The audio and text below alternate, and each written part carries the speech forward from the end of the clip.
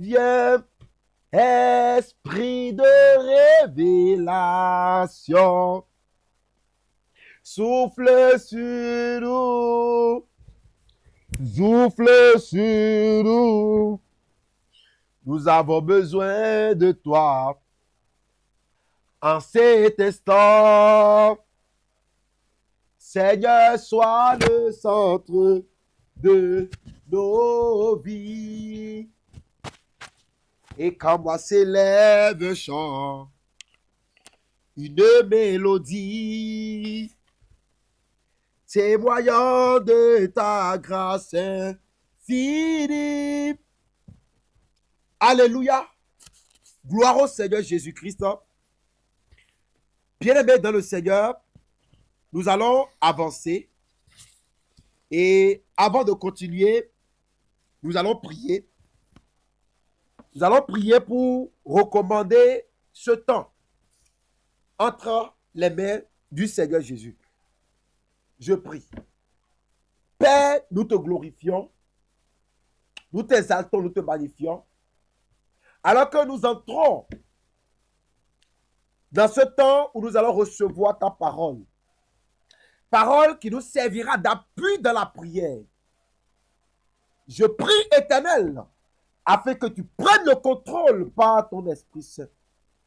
Je prie dans le nom de Jésus-Christ, de partout où tes enfants reçoivent, entendent l'écho de ma voix ce soir, que ton règne se manifeste et que tout règne ténébreux qui sèmera la distraction, qui sera objet de distraction, de divagation, disparaisse au nom de Jésus-Christ. Je déclare au nom de Jésus que toute barrière érigée entre la parole et leur cœur et leur vie soit renversée ce soir et que la puissance de la parole se manifeste.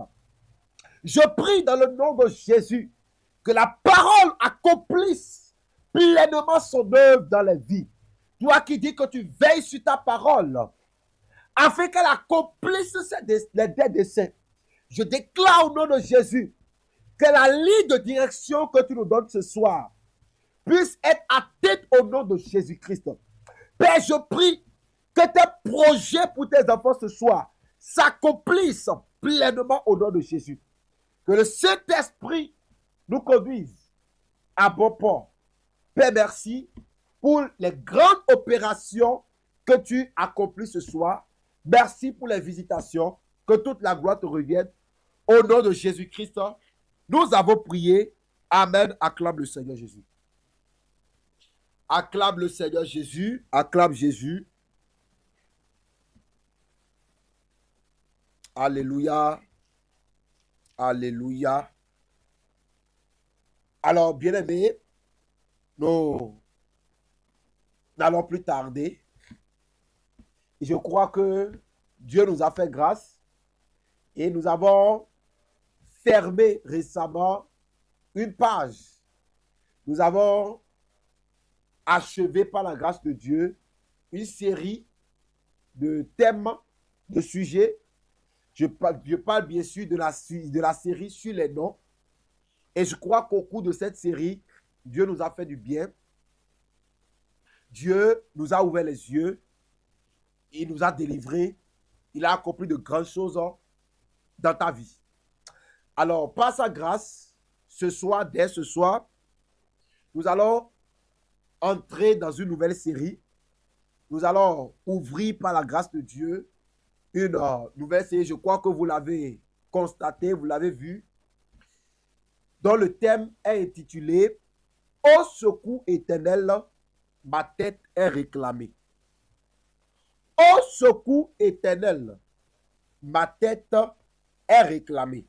Alors, cette nouvelle série s'inscrit dans la série des réclamations. Parce que quand nous étions en train de travailler sur les noms, j'avais précisé que nous sommes toujours dans la grande série des réclamations. Et cette série de réclamations, nous l'avons démarrée depuis la fin des 40 jours.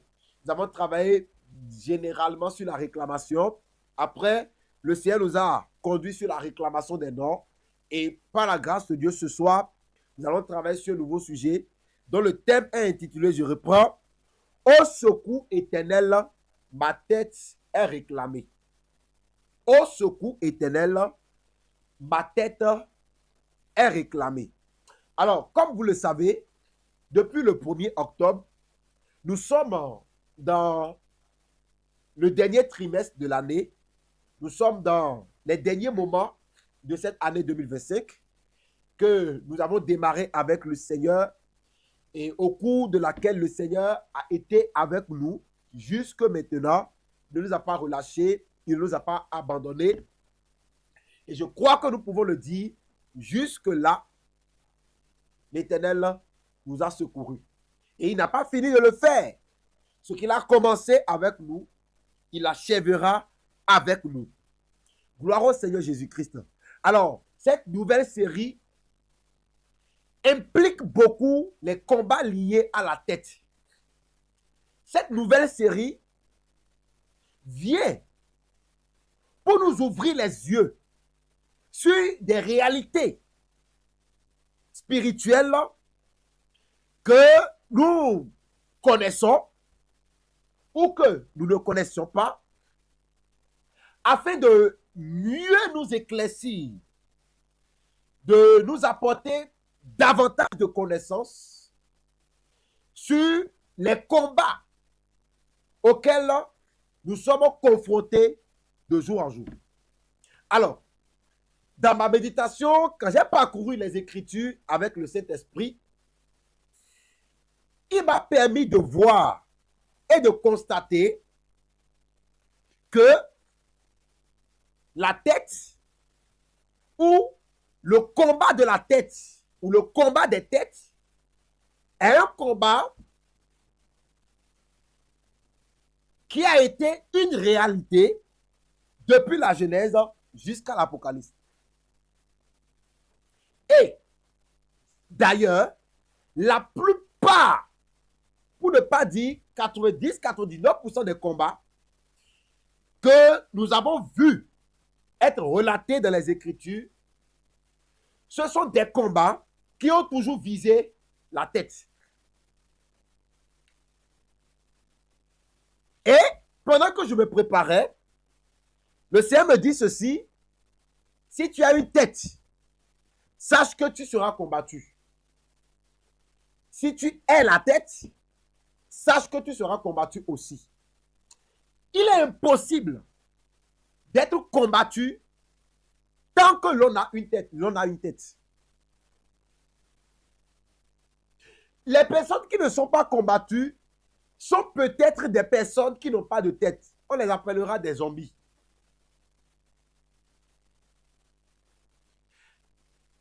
Je parle à quelqu'un ici. Tant que tu as une tête, ou tant que tu représentes une tête, sache que tu seras combattu.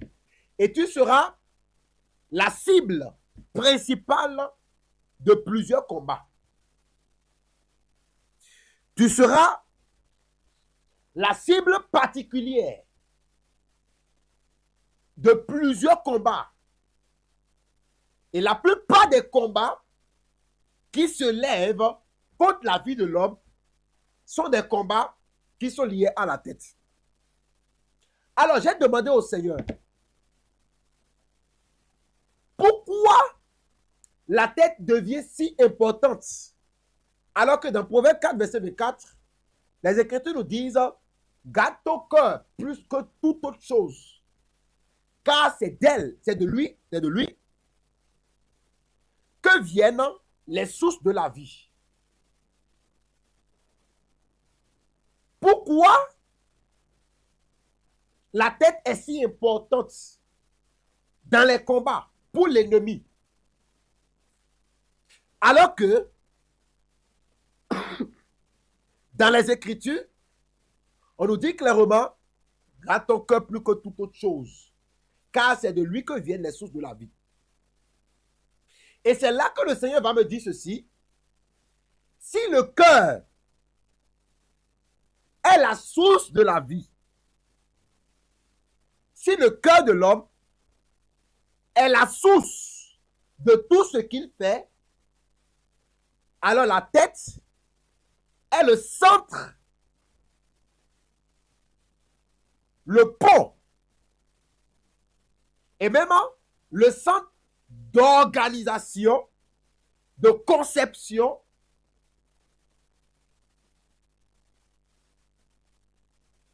de tout ce qui vient de la source qui est le cœur.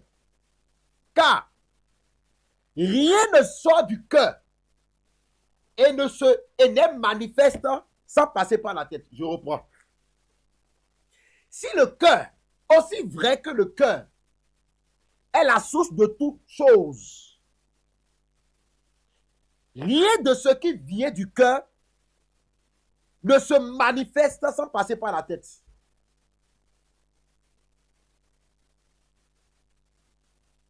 Car tout ce qui sort du cœur de l'homme, avant de devenir des actes, avant de venir en manifestation, de devenir un résultat, nous avons l'habitude de dire, et même les Écritures nous disent, que tout ce que l'homme fait n'est rien d'autre que le fruit de ses méditations, de ses réflexions.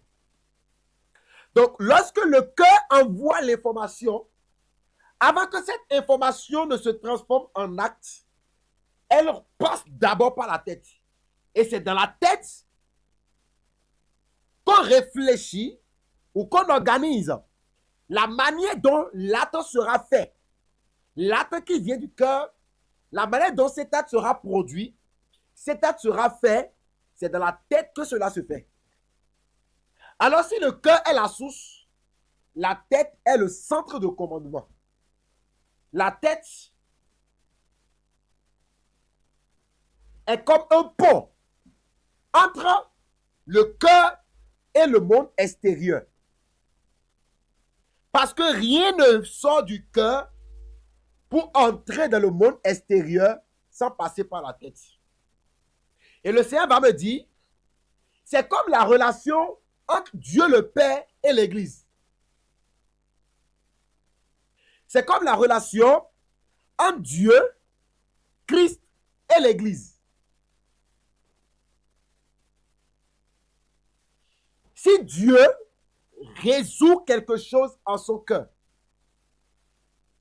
il dit que toutes les réalités que vive l'Église viennent du Père, mais transitent d'abord par la tête qui est Christ. Nous savons que Christ est la tête de l'Église. Il est le chef de l'Église, il est la tête. L'Écriture dit clairement qu'il est la tête. Et l'Église est le corps du Christ. Tout ce que Dieu veut envoyer dans l'Église passe nécessairement par Christ.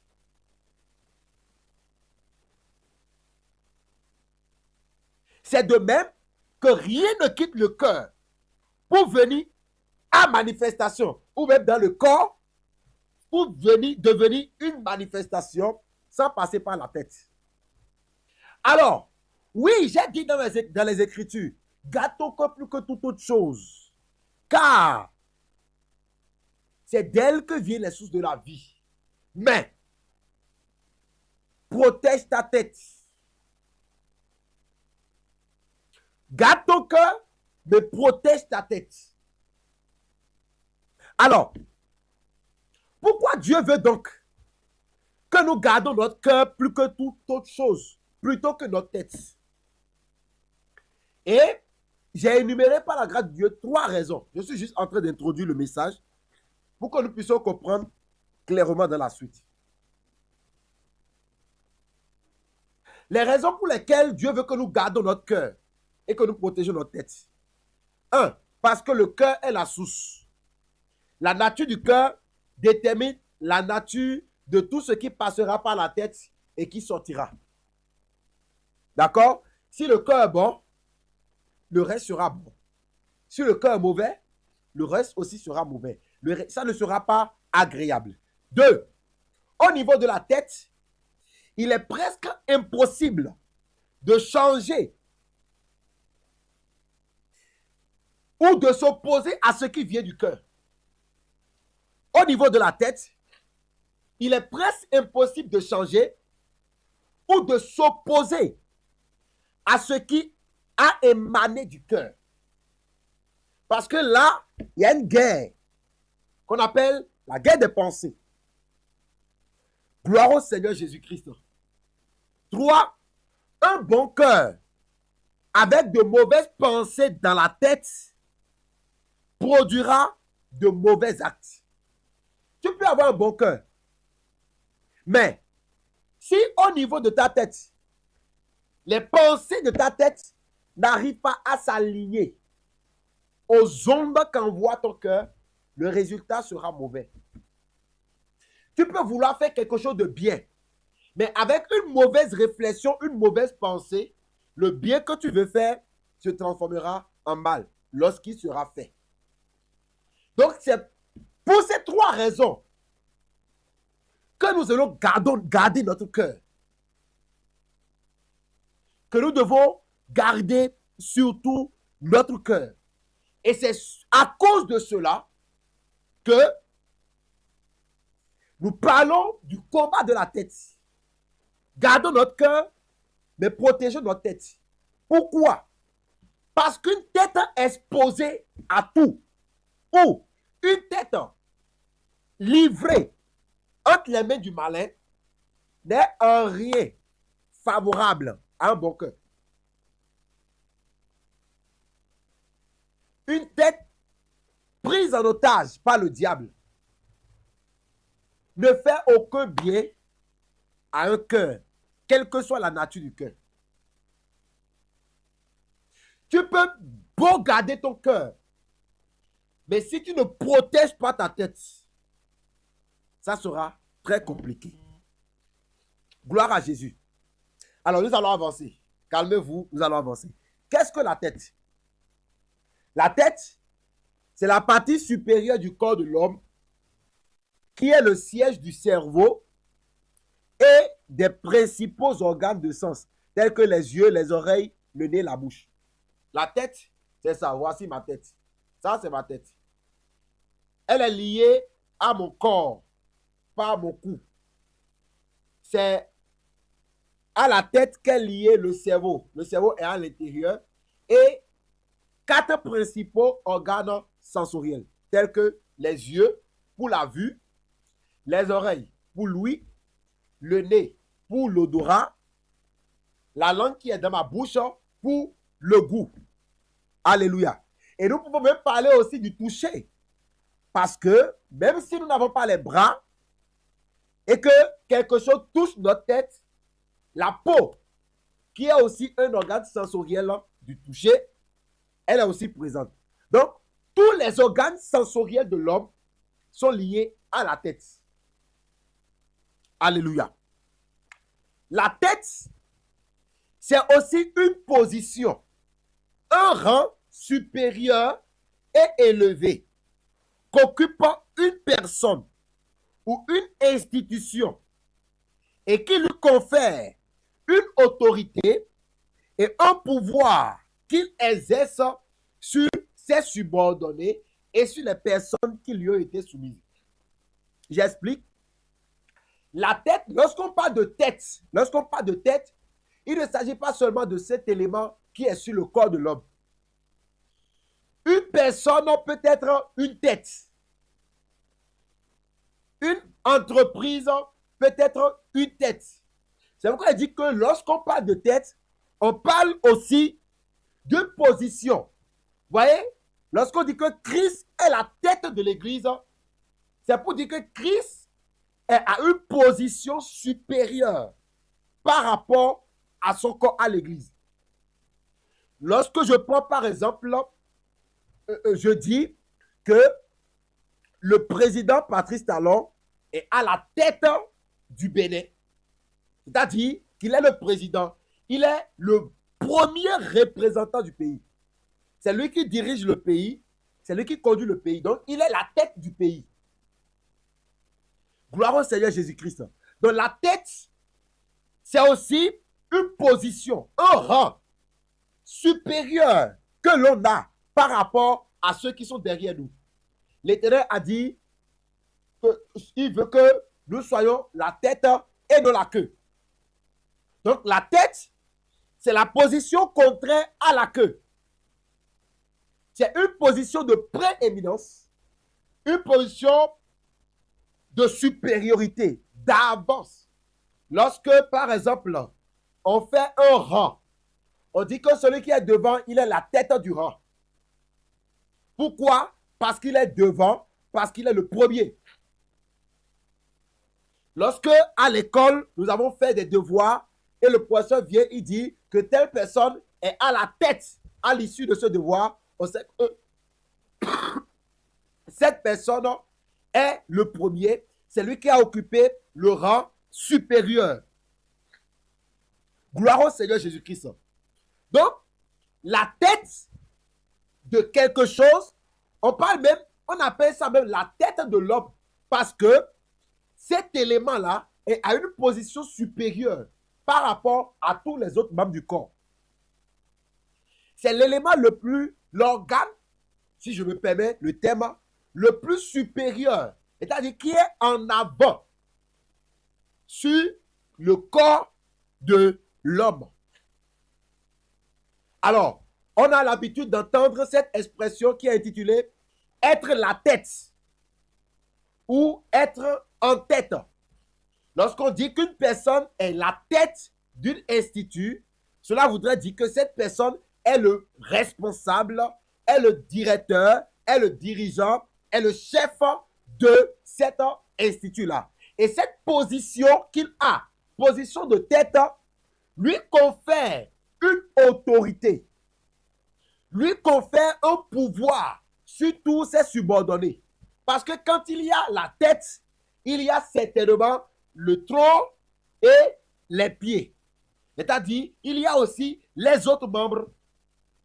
Et s'il y a la tête, c'est qu'il y a aussi plusieurs personnes qui sont subordonnées à cette personne qui occupe ce rang de tête-là.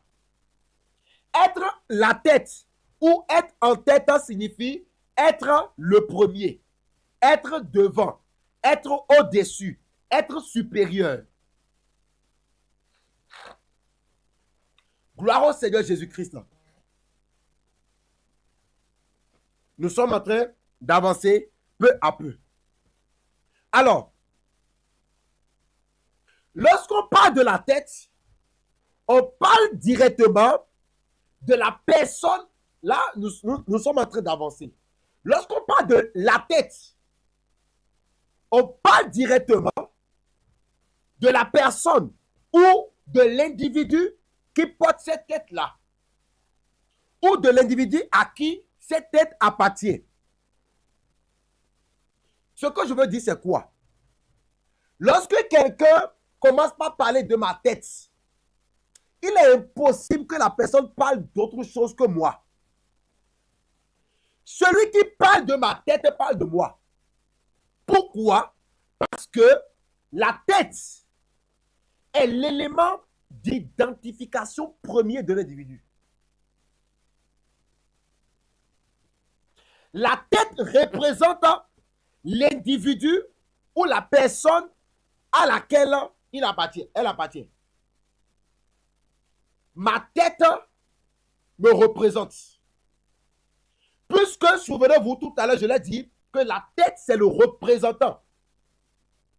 La tête, c'est le représentant. La tête de l'Église, c'est le représentant de l'Église. La tête d'une société, c'est le représentant de la société. La tête d'un pays, c'est le représentant du pays. Alors, le Saint-Esprit m'a dit quelque chose ou m'a permis de comprendre quelque chose pendant que j'étais en train de me préparer. Il m'a dit ceci. L'on n'a besoin que de la tête pour désigner ou pour représenter une personne. La tête suffit pour désigner, pour représenter et pour reconnaître une personne. La tête suffit pour avoir accès à toute la vie de l'individu. Celui qui a accès à ta tête a accès à toute ta vie. Si quelqu'un peut avoir accès à ta tête, il a accès à toute ta vie.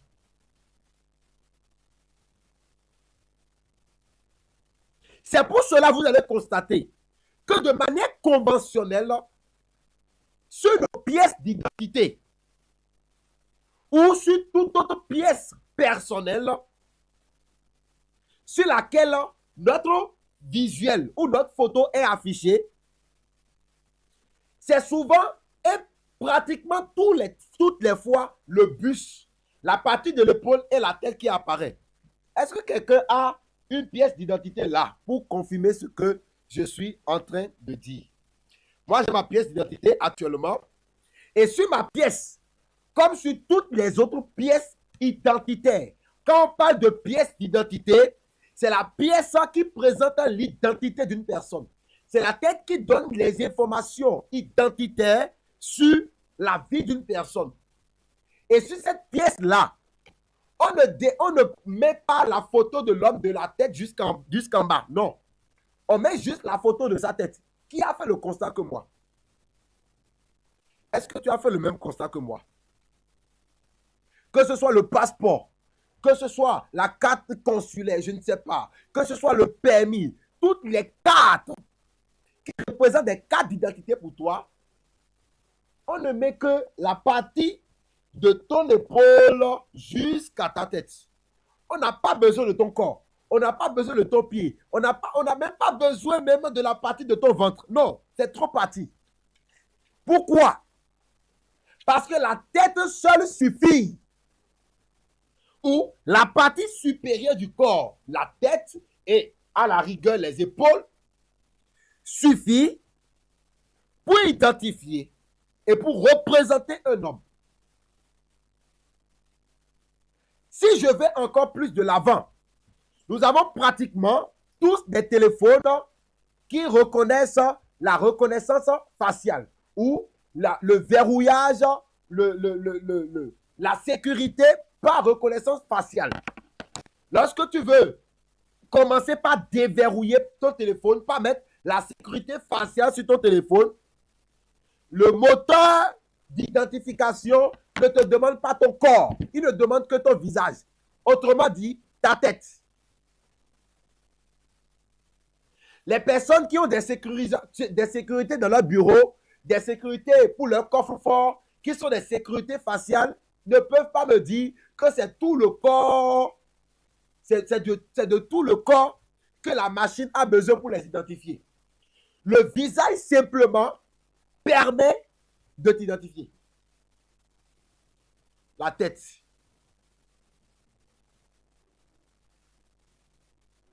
La tête. Cela voudrait dire que la tête révèle l'identité d'une personne et celui qui a accès à ta tête a accès à toute ta vie et peut en faire tout ce qu'il veut. Celui qui a accès à ta tête, il a accès à toute ta vie. Et il peut en faire tout ce qu'il veut.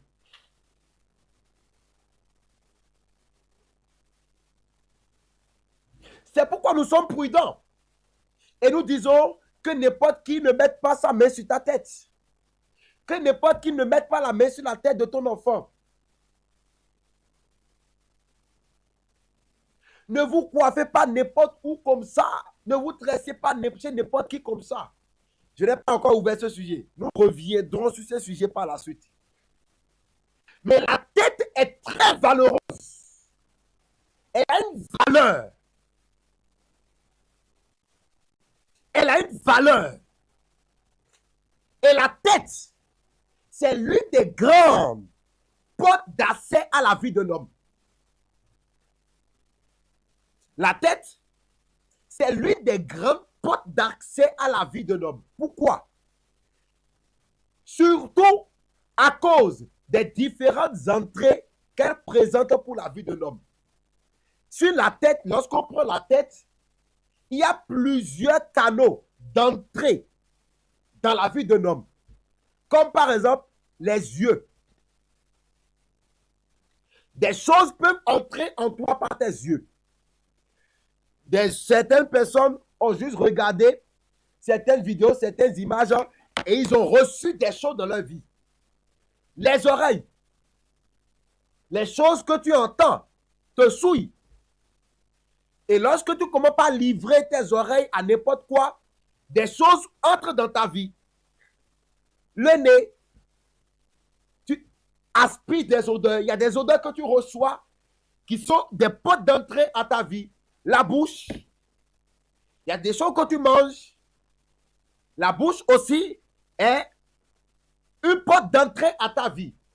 Même le sommet de la tête.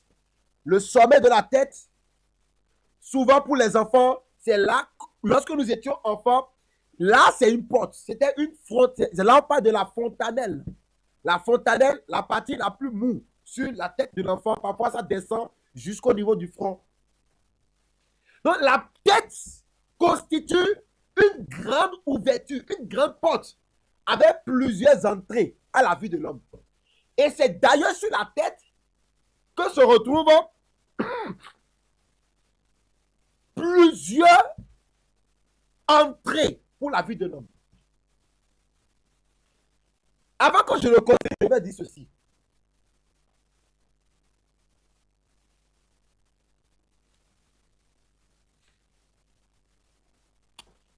Bon, je vais garder pour tout à l'heure. Je vais arriver dessus tout à l'heure. Donc, j'étais en train de dire, en réalité, que ta tête a une valeur. Et pourquoi? Le but de l'ennemi étant d'atteindre ton cœur. Parce que le but de l'ennemi, en réalité, ce n'est pas d'abord ta tête, mais c'est ton cœur. Et puisqu'il cherche à atteindre ton cœur, et qu'il ne peut pas directement attaquer ton cœur, il va prendre par la tête. Parce que j'ai dit au début que la tête est un pont direct entre l'extérieur et le cœur. Alors, il va s'en prendre à ta tête. Il va envoyer des choses dans tes oreilles. Il va te faire voir des choses. Il va te faire entendre des choses. Il va te faire goûter des choses qui iront directement dans ton cœur. Le verset de Proverbe 4, verset 24, qui dit « Garde ton cœur plus que toute autre chose, car c'est de lui que viennent les sources de la vie. » C'est un verset pris au milieu de plusieurs autres versets. Et je crois que je vais lire un peu à partir du verset 20. Proverbe 4, verset 20. Je lis au nom de Jésus. « Mon fils, sois attentif à mes paroles. Prête l'oreille à mes discours. Qu'ils ne s'éloignent pas de tes yeux. Garde-les dans le fond de ton cœur. Car c'est la vie pour ceux qui les trouvent. C'est la santé pour tout le corps. » Et c'est après ça, il dit, garde ton corps plus que toute autre chose, car de lui viennent les sources de la vie. Avant de parler du cœur, il a parlé d'abord des oreilles et des yeux. Constatez avec moi. Proverbe 4, verset 20 à 23. Sois attentif. Il dit, donne ton attention à ce que je te dis. Celui qui parle d'attention parle déjà de la pensée. Prête l'oreille à mes discours. Après la pensée, il parle des oreilles. Qu'il ne s'éloigne pas de tes yeux. Maintenant, il vient sur les yeux. Garde-les dans le fond du cœur. Cela veut dire que tout ce qui passe par tes oreilles, qui passe par tes yeux et qui trouve de place dans ta pensée, va se loger directement dans ton cœur. C'est pourquoi il dit par la suite, garde ton cœur. Mais comment garder ton cœur? C'est en savoir protéger tes yeux, tes oreilles et ta pensée. Tout simplement pour dire, pour garder ton cœur, ça, il faut savoir garder ta tête.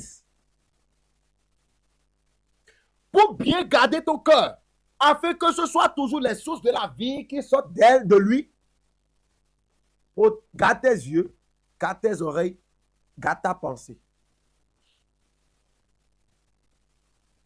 Puisque le but de l'ennemi, c'est de souiller ton cœur, de déconnecter ton cœur de Dieu, qu'est-ce qu'il va faire? Il va attaquer ta tête. Il va chercher à prendre en otage ta tête. Parce que l'ennemi lui-même sait que s'il arrive à prendre en otage ta tête, ton cœur n'est plus rien devant lui. Il va avoir assez à ton cœur.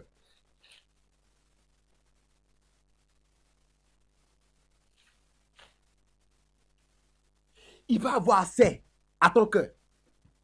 Et c'est dans ce cadre que s'inscrit même le combat de la tête. Le combat de la tête. Toutes sortes d'influences est possible sur le cœur lorsque la tête est saisie. Le cœur n'est pas à l'abri de l'influence du mal lorsque la tête est prise en otage par le mal. Lorsque le diable veut détruire ton cœur, il commence par prendre en otage ta tête. Et quand il a assez à ta tête, c'est fini. Il a assez à toute ta vie. Il a assez à toute ta vie. Par la grâce de Dieu, nous allons travailler aussi sur ce thème en série. Nous ne pouvons pas vraiment terminer aujourd'hui, mais ce que j'ai préparé par la grâce de Dieu, je vais le présenter. Le combat de la tête.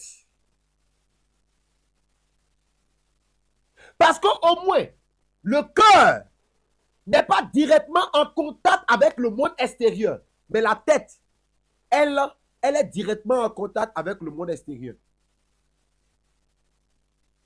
Et c'est normal que pour atteindre le cœur, il faut atteindre la tête. Même lorsque nous entrons sur le plan biologique, dans le domaine de la santé, le cœur est influencé par la tête, comme la tête aussi est influencée par le cœur. Mais il a été montré que lorsque la tête va mal, le cœur ne bat plus bien. Ce sera aussi un temps où Dieu va guérir plusieurs personnes de certaines maladies. Parce que quand le cerveau commence par être troublé, quand les pensées mauvaises commencent par envahir la tête, le rythme cardiaque du cœur, ça change. Ce n'est plus normal. Tout devient bizarre. Tout devient bizarre. Voici ce que les médecins disent. Le cerveau peut accélérer ou ralentir le rythme cardiaque et moduler la pression artérielle. Les émotions générées par le cerveau ont des répercussions physiologiques directes sur le cœur, comme le stress qui augmente la fréquence cardiaque. Il y a des choses qui se passent parfois dans ton cœur. En réalité, ce n'est pas le cœur qui est le problème. Le problème, c'est la tête. Et c'est ça que les médecins appellent le combat entre la raison et le cœur. Parce que tout le mal dans la tête là, ça affecte directement le cœur. De même, le cœur aussi influence la santé cérébrale.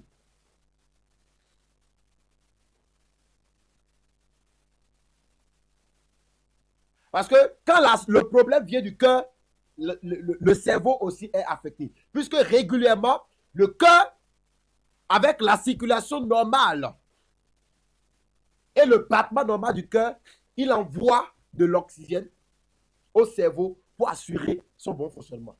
Mais le mauvais influence de la tête sur le cœur est large.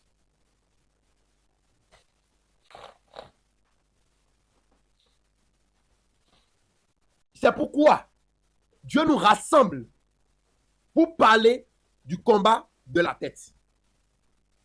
Alors, comme j'ai l'habitude de le faire, nous allons faire un voyage dans le livre de Genèse pour voir. Parce que ce n'est pas aujourd'hui la première fois que nous voulons parler du combat de la tête. Et avant que nous n'allons dans Genèse, je dirais à quelqu'un, dans tous les combats, que ce soit spirituel ou physique, la cible ou l'objectif, c'est toujours la tête. Parce qu'on sait que lorsque la tête est atteinte, le reste est sous contrôle. Celui qui peut contrôler ta tête, il peut contrôler tout ton corps, toute ta vie. Parce que c'est là-bas que se trouve le cerveau. C'est le centre où tout ce qui doit sortir de toi est organisé. Le centre d'organisation des choses.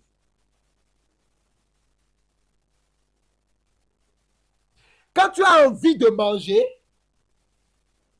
et que tu choisis ce que tu veux manger, c'est dans ta tête maintenant que tu commences par dire, j'irai au marché, je vais acheter ceci, je vais revenir à la maison. Non, je ne vais pas faire le charbon, je vais faire le gaz. Je ne vais pas tout préparer. Je vais faire un peu, je vais mélanger ceci, cela. C'est où se passe dans la tête. Autrement dit, si la tête n'est pas présente, le cœur peut avoir de bonne volonté. Si la tête n'est pas protégée ou n'est pas entre de bonnes mains, le cœur peut avoir de bonne volonté, peut avoir de bons désirs. Mais ces désirs ne peuvent être accomplis. Parce que le pot n'est pas en bon état. Et c'est le combat de l'ennemi. Depuis toujours, il cible toujours la tête. Alors, on va tous ensemble dans Genèse 3. Nous allons voir la première fois dans les Écritures où le mot tête a été mentionné. Genèse 3.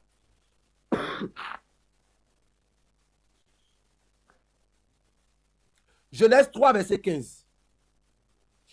Il dit, je mettrai une inimitié entre toi et la femme, entre ta postérité et sa postérité. Celle-ci t'écrasera la tête et tu le blesseras le talon. Je lis encore une fois, Genèse 3, verset 15. Je mettrai une inimitié entre toi et la femme, entre ta postérité et sa postérité. Celle-ci t'écrasera la tête et tu le blesseras le talon. Je vais lire une dernière fois. Je mettrai inimitié entre toi et la femme, entre ta postérité et sa postérité. Celle-ci t'écrasera la tête et tu le blesseras le talon. Et c'est là dans ce verset que pour la première fois des Écritures, le mot tête a été mentionné. Et ce qui est exceptionnel, ce qui est formidable, c'est que la première fois que le mot tête a été mentionné dans les Écritures, il a été mentionné dans le cadre d'un combat. D'ailleurs, dans le cadre du plus grand combat que nous avons connu jusqu'à aujourd'hui, non seulement du combat, mais surtout de la grande victoire que le Messie aura sur le diable. C'est pourquoi j'étais en train de dire à quelqu'un tout à l'heure, nous ne sommes pas venus ici seulement pour combattre. Nous sommes venus ici pour combattre et pour retourner avec la victoire. Aucun combat n'est nécessaire si elle ne conduit à la victoire. Il y a toujours une victoire avec laquelle tu dois repartir. Je mettrai inimitié entre toi et la femme, entre ta postérité et sa postérité. Celle-ci t'écrasera la tête et tu lui briseras le talon. Et tu lui blesseras le talon. Tu lui blesseras le talon. Tu lui blesseras le talon.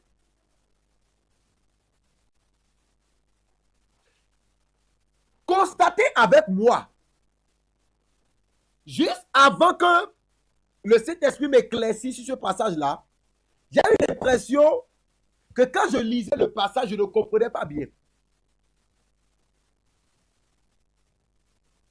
Le but ici, c'est que la postérité de la femme, le Christ, le Messie, doit écraser la tête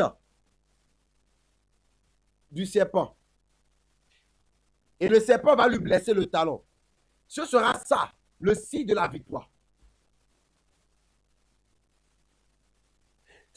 Autrement dit, tant que la tête du diable, la tête de Satan, n'est pas écrasée, pas de victoire.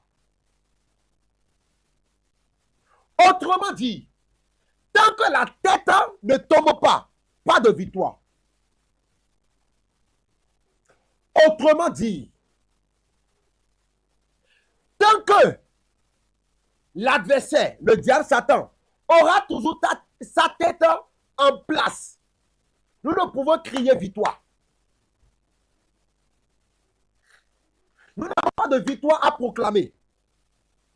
C'est pourquoi Dieu a fait cette précision en disant, la tête du diable doit être écrasée par le Messie. Je veux dire à quelqu'un ce soir,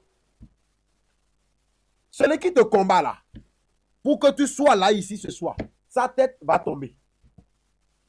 Et toi, tu repartiras victorieux. Ce n'est pas le combat que tu fais à chaque fois et tu le blesses. Et tu penses que tu as... Non. L'objectif, c'est que la tête tombe. Tant que la tête n'est pas tombée, il n'y a pas de victoire. Ici, on parle du plus grand combat que l'humanité a connu. Et de la plus grande victoire qui a été. Maintenant, ouvrons plus nos yeux dans la parole. Dans ce verset, on nous a présenté 4 personnes au total. Les 2 premières personnes, c'est le serpent. D'accord? Et la femme. Et les 2 dernières personnes, c'est la postérité du serpent et la postérité de la femme. Suivez-moi très bien.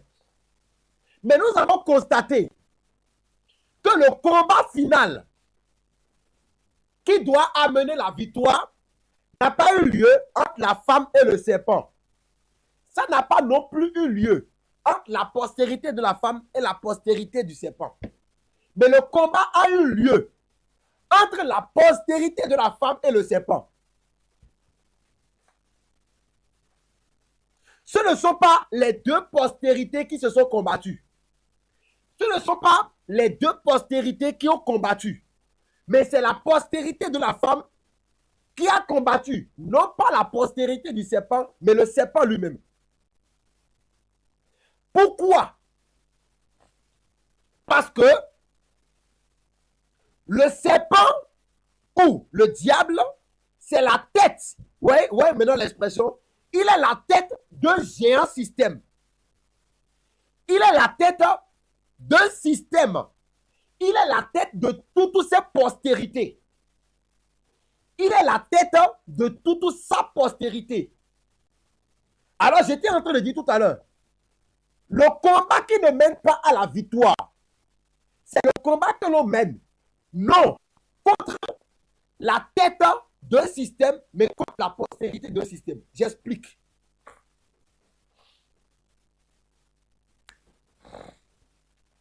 J'explique.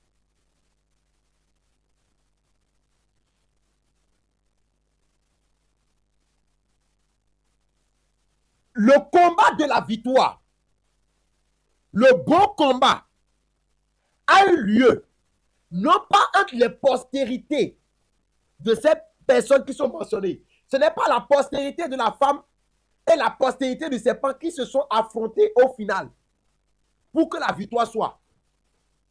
Il dit, la postérité de la femme t'écrasera, toi le serpent. La postérité de la femme t'écrasera la tête. Et toi, tu vas lui blesser le talon. Il n'a pas dit que la postérité de la femme écrasera la tête de la postérité du serpent. Non.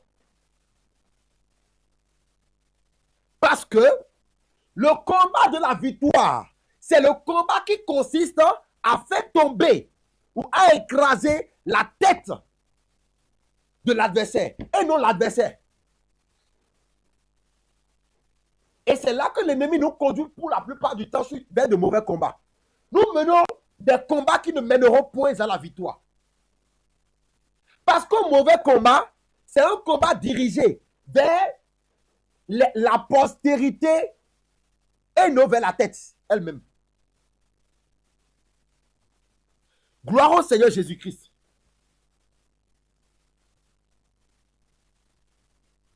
Il est dit ici, il lui écrasera la tête. Il t'écrasera la tête. Parce que si la postérité de la femme, le Christ, avait combattu uniquement ou avait combattu contre la postérité du serpent, la postérité du serpent tombera, mais le serpent restera debout. Vous savez qu'un serpent peut vivre sans sa queue, mais il ne peut jamais vivre sans sa tête. Un homme peut vivre sans certains membres de son corps, mais aucun homme ne peut vivre sans sa tête. De la même manière, un système peut subsister sans les membres de son corps, même s'il subsistera de manière incomplète, mais aucun système ne peut subsister sans sa tête. C'est pourquoi le Fils devra combattre non la postérité, mais la tête.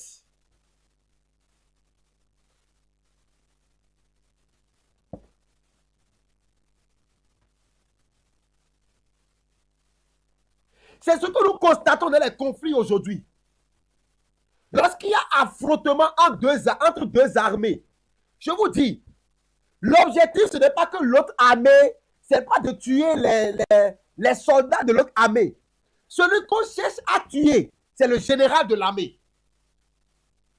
Quand le général de l'armée tombe, le combat est fini. Ces soldats sont obligés de se rendre, de se soumettre. Et ils deviennent des esclaves. Je vous explique. Nous allons remonter encore au-delà de la Genèse. Qu'est-ce qui s'est passé au ciel pour que Satan soit déguerpi? Ésaïe 14, verset 11 à 15 nous dit, je vais lire même, Ésaïe 14.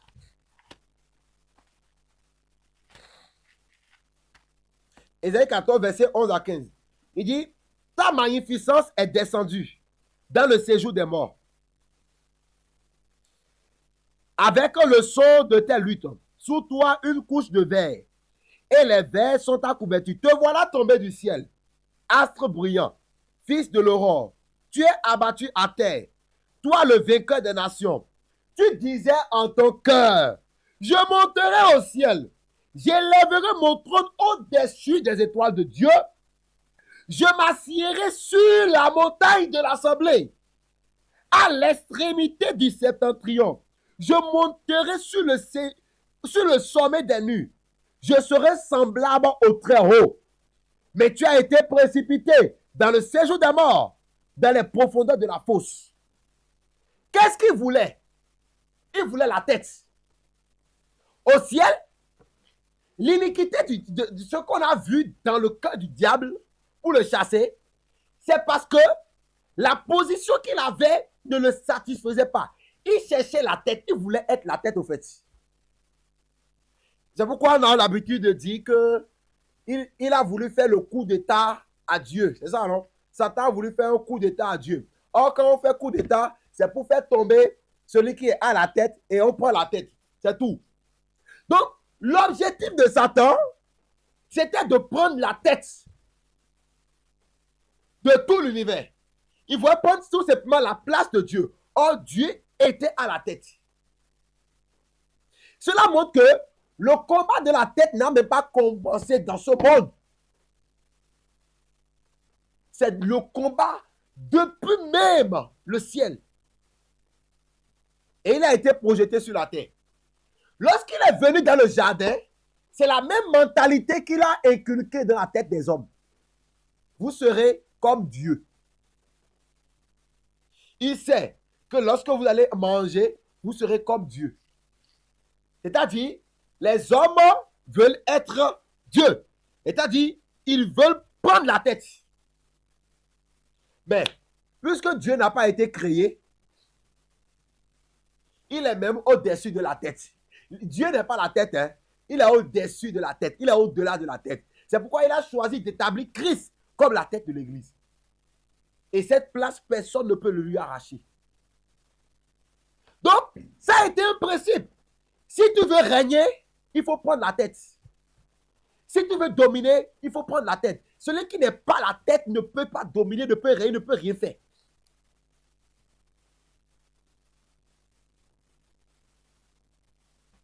Gloire à Jésus-Christ. Donc, combattre le mauvais combat de sa vie, ou le combat qui ne conduira jamais à une victoire pérenne, c'est le combat contre la postérité. C'est le combat contre la postérité. Et c'est ce que l'ennemi fait.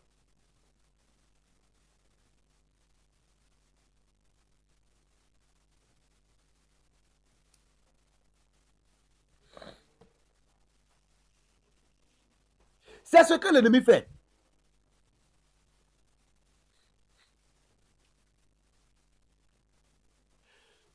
Il t'écrasera la tête. Et toi, tu lui mordras le talon. Commencez par prier. Je prie afin que Dieu vous révèle qui est à la tête du combat de votre vie. Qui est à la tête du combat de votre vie. Sa tête va tomber. Il faut que sa tête tombe. Quand sa tête sera tombée, le combat serait fini.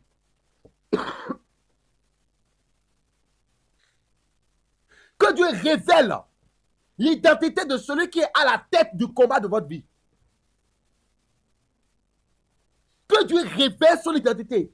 C'est lui qui doit être abattu. Et non d'abord ses acolytes. C'est lui, c'est celui qui a la tête qui doit être abattu. N'avez-vous pas entendu qu'il a été dit, je frapperai le berger et les brebis seront dispersées? Je frapperai la tête et les autres membres seront dispersés. C'est pourquoi je veux répéter à quelqu'un ce soir. Si tu as une tête, tu seras combattu. Pire, si tu es la tête, tu seras combattu. Il n'y a aucune tête qui n'est combattue. Il n'y a aucune tête qui n'est combattue.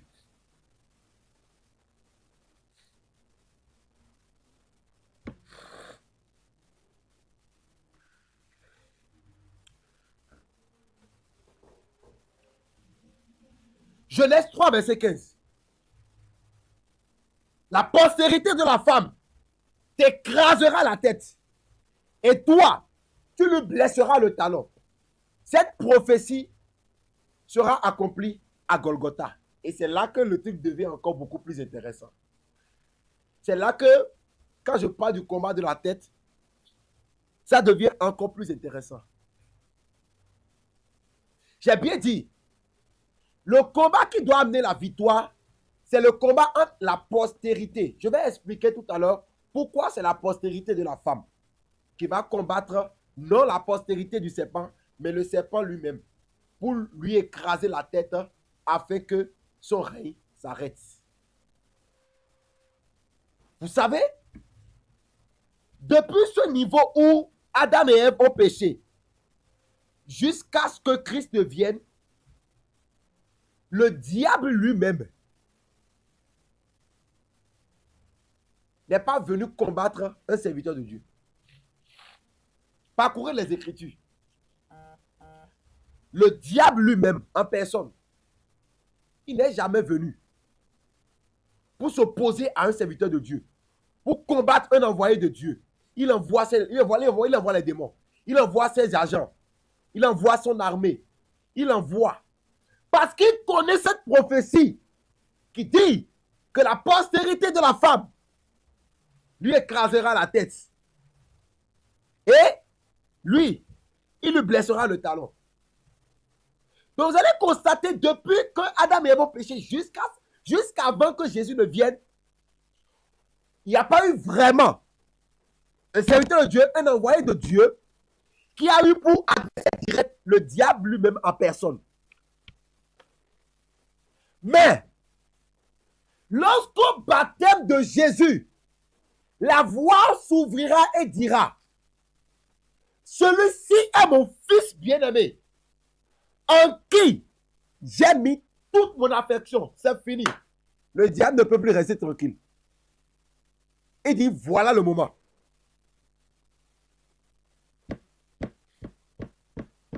Il dit, voilà le moment.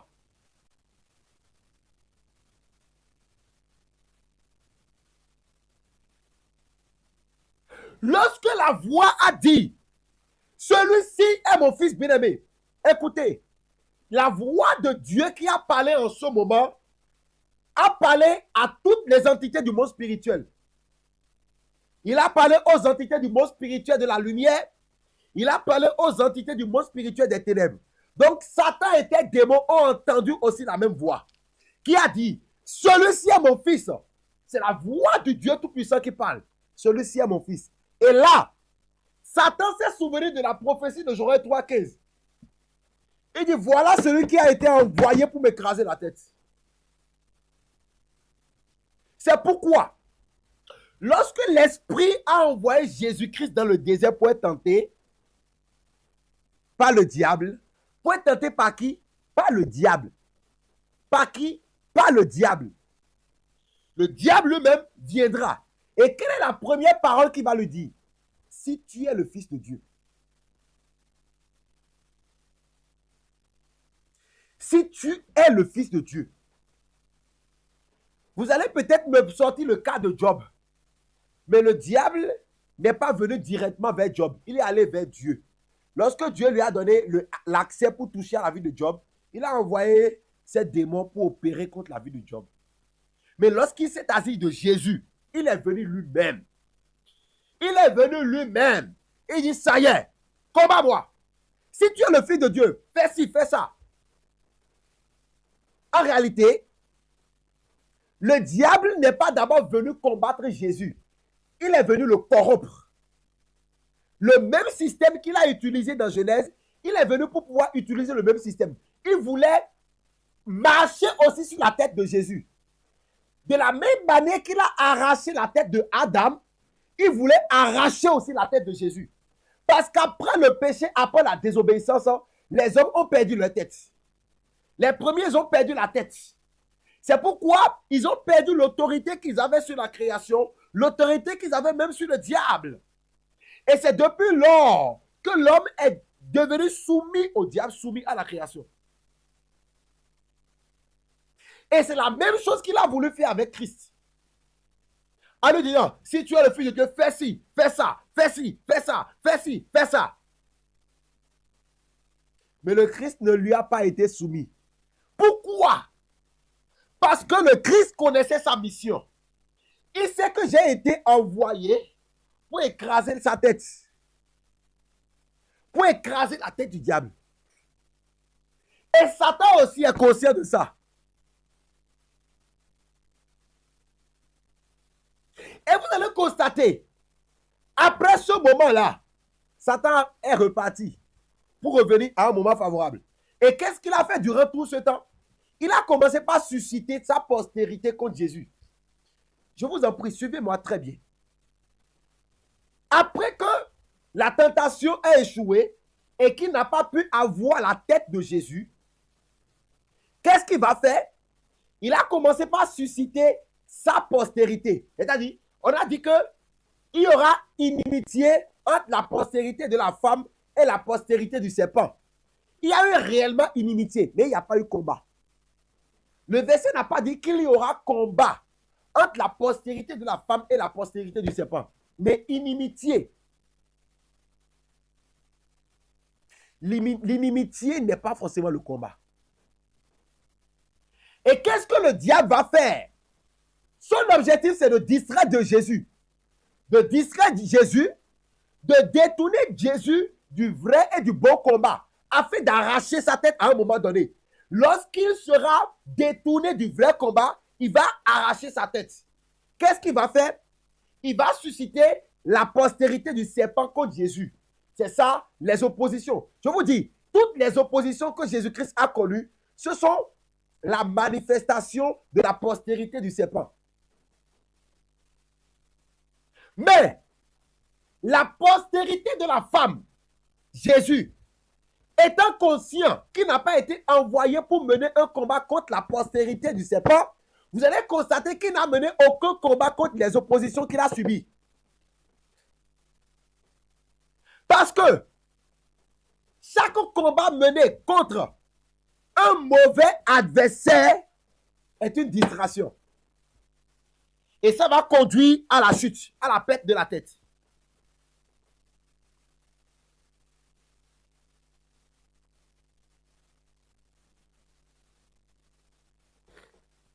Donc, le serpent, Satan, le diable, il va commencer par susciter sa postérité pour s'opposer, pour que l'inimitié soit vraiment réelle. Mais Jésus, ayant compris le système, est resté concentré. Il est resté concentré. Il est resté concentré. Il est resté concentré. Même lorsque Pierre va sortir son épée du fourreau pour couper l'oreille de Malchus, Jésus va lui dire, non, remets ton épée dans le fourreau.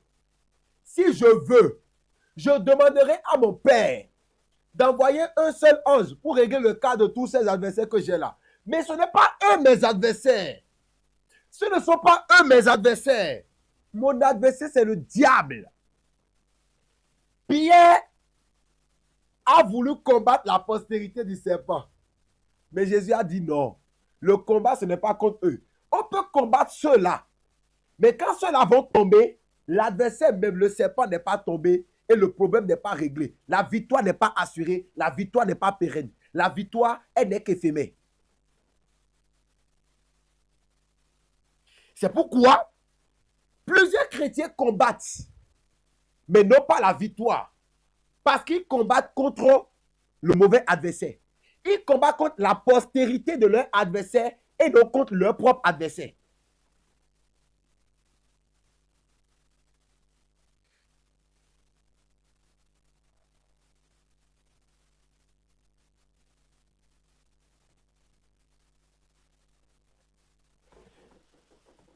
Derrière le combat que tu vis, il y a quelqu'un qui est la tête. Il y a la tête de ton adversaire même là. Je prie que Dieu te révèle la tête la tête de l'adversaire de ton combat. Que Dieu le dévoile. Pour que tu ne combattes plus en l'air, mais que tu combattes avec précision.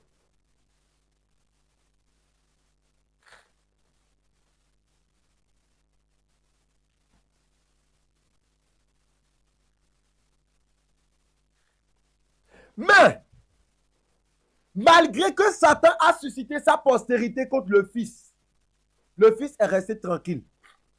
Parce qu'il savait qui est son adversaire.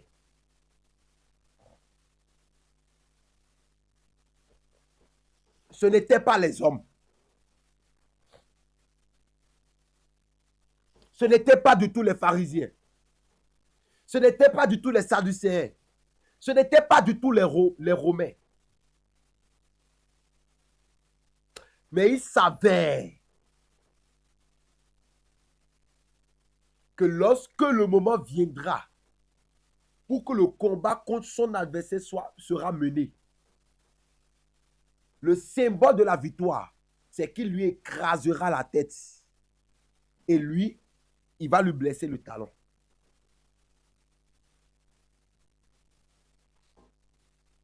Et cela va arriver à Golgotha.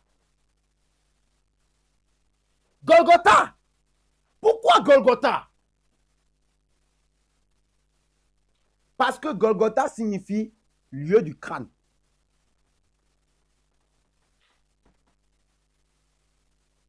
Parce que Golgotha signifie lieu du crâne.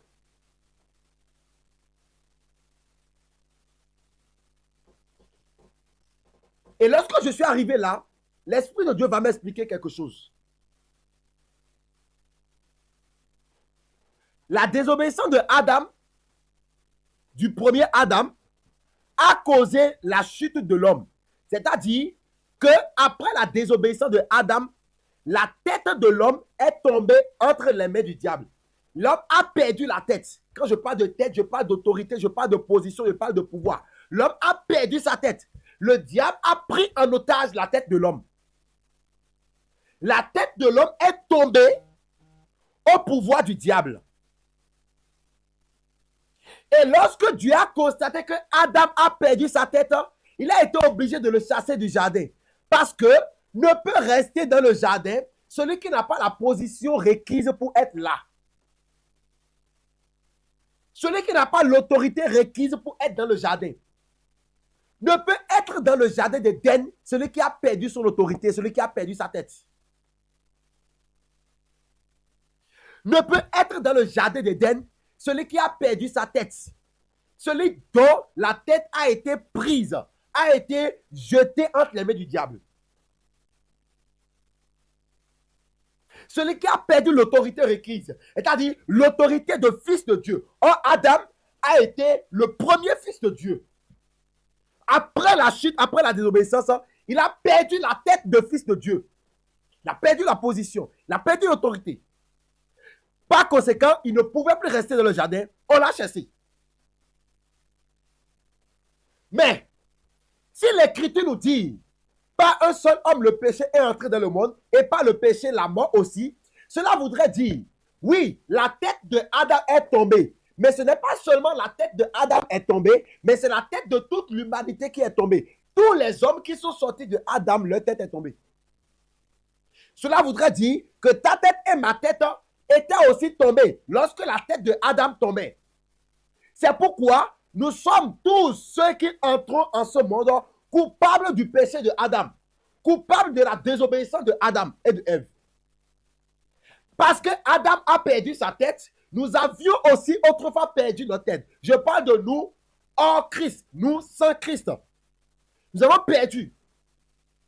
Car tous ont péché et sont privés de la gloire de Dieu. Pour dire encore autrement, car tous ont perdu leur tête et sont privés de leur présence dans le jardin d'Éden.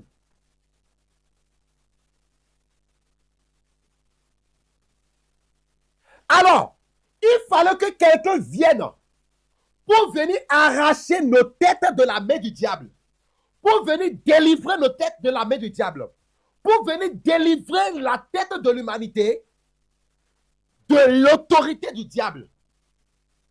Et celui qui doit venir, c'est qui? C'est la postérité de la femme, le Christ.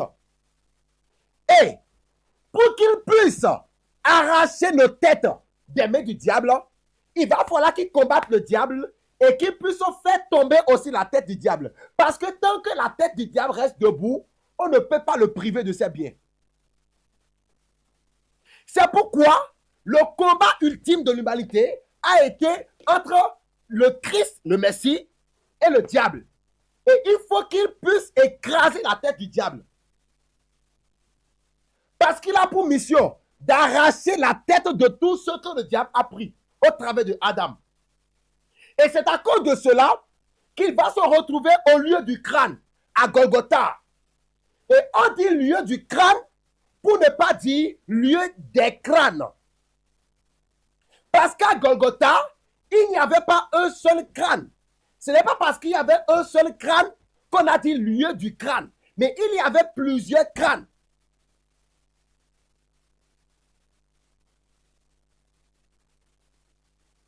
Golgotha était le lieu où les Romains exposaient les pécheurs, les criminels qui ont été condamnés à mort. Et ils restent là jusqu'à ce qu'ils pourrissent. Et quand ils pourrissent, leur tête tombe. Et la tête de quelqu'un qui est mort, quand ça pourrit, ça ne reste que le crâne. Donc imaginez un peu à quoi ressemblait Golgotha. Un lieu où il y a plusieurs crânes, il y a plusieurs ossements desséchés. Et c'est au lieu du crâne que Jésus-Christ a été crucifié. C'est au lieu du crâne que Jésus-Christ a été crucifié. J'ai fait des recherches personnelles et j'ai vu, selon certaines histoires ou selon certaines sources, que Golgotha était aussi le lieu où on a enterré Adam dans le temps. Golgotha était aussi le lieu où David a enterré la tête de Goliath qu'il a coupé. Donc effectivement, Golgotha était le lieu du crâne. Et à Golgotha, on ne crucifiait que les criminels, les personnes qui sont condamnées à mort. Or, lorsqu'on parle de condamnés à mort, cela nous rappelle directement le tous au péché et sont privés de la gloire de Dieu. Ou encore, car le salaire du péché, c'est la mort. Tous ceux qui sont condamnés à mort se sont retrouvés ensemble à Golgotha. C'est pourquoi la crucifixion de Jésus-Christ à Golgotha n'était pas du tout un hasard, mais c'était un plan de Dieu pour montrer qu'il est venu écraser la tête du serpent pour pouvoir délivrer, racheter toutes les têtes qui étaient là. J'explique encore quelque chose de très important.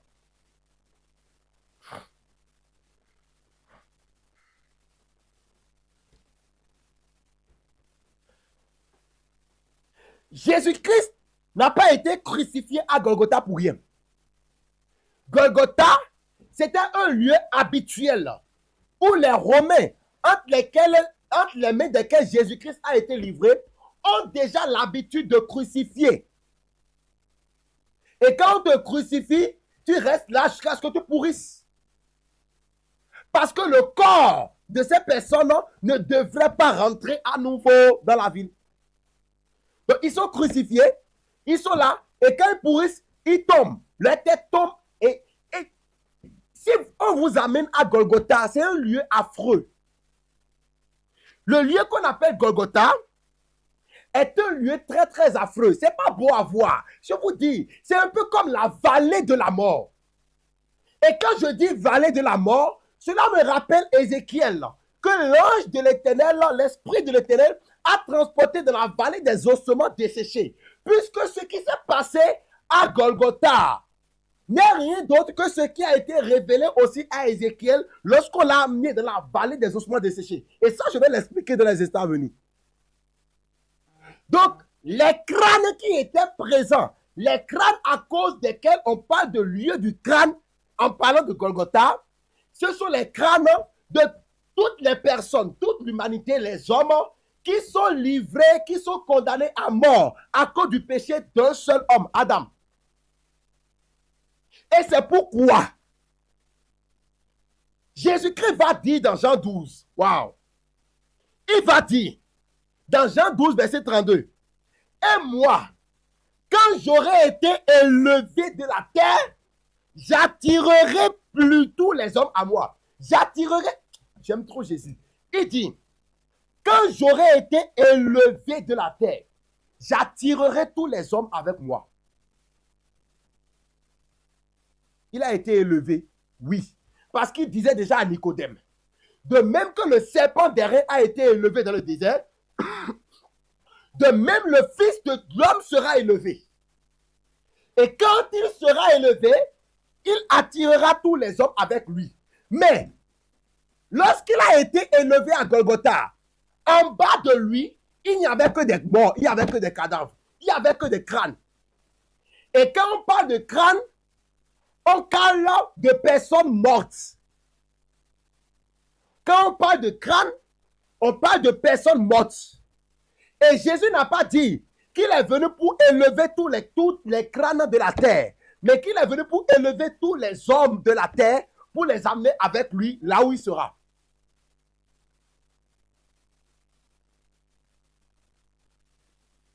Ainsi, Jésus-Christ, par sa mort, a donné la vie à tous les crânes qui étaient à Golgotha. Pourquoi? Parce qu'étant crucifié à Golgotha, rendez-vous compte, Jésus n'a pas été crucifié avant Golgotha. C'est à Golgotha qu'il a été crucifié. C'est là qu'on a percé ses mains, on a percé ses pieds, on a percé son côté, tout. C'est là. Et c'est là qu'il a été élevé sur la croix. Et pendant qu'il était crucifié, le sang coulait. Et puisque le sang de Jésus donne la vie, le sang de Jésus, par l'esprit qui l'habitait, est entré maintenant dans les crânes. Comme l'expérience que Ézéchiel a eue, où le Seigneur lui disait, ces os peuvent-ils revivre? Il dit, tu le sais, Seigneur. Et le Seigneur lui dit, prophétise et parle à l'esprit. Dis, esprit, viens des quatre vents et entre dans ces ossements et qu'ils revivent. De la même manière, Jésus-Christ à la croix, par le sang qu'il a versé. Oh, j'aime ce que je suis en train de dire.